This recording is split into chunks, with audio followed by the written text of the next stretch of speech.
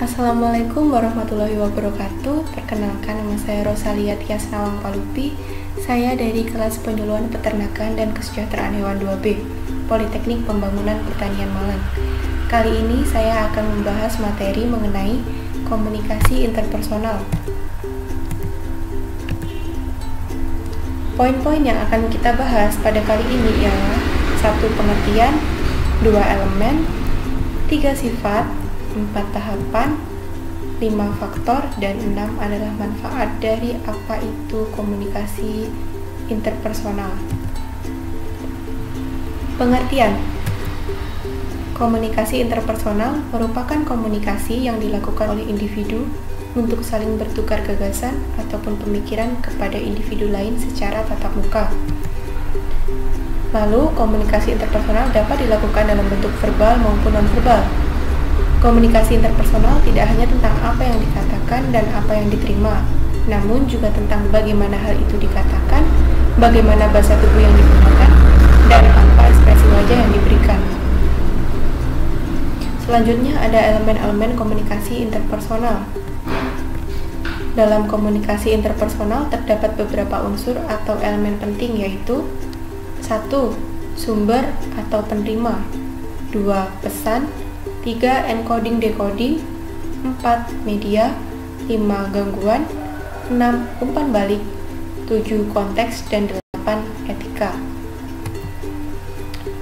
Sifat komunikasi interpersonal. Komunikasi interpersonal adalah komunikasi yang melibatkan dua individu atau lebih yang masing-masing saling bergantung. Komunikasi interpersonal adalah secara inheren bersifat relasional. Komunikasi interpersonal berada pada sebuah rangkaian kesatuan. Komunikasi interpersonal melibatkan pesan verbal maupun pesan nonverbal. Komunikasi interpersonal berlangsung dalam berbagai bentuk. Komunikasi interpersonal melibatkan berbagai pilihan. Tahapan pada hubungan interpersonal.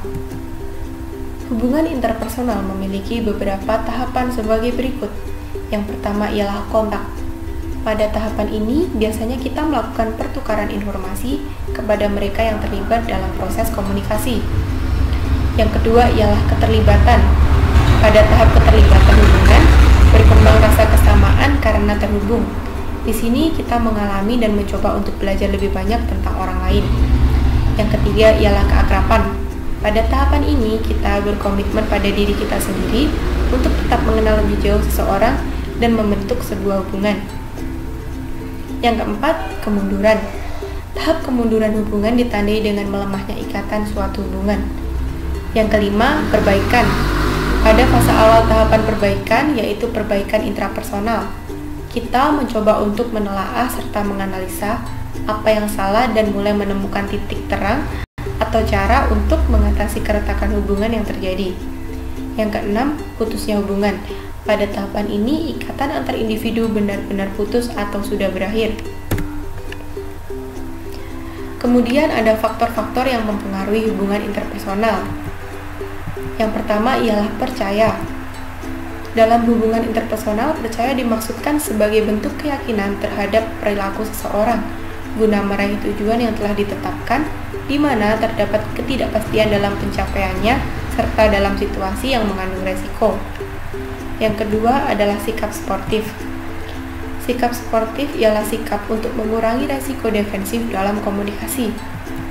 Yang ketiga ialah sikap terbuka.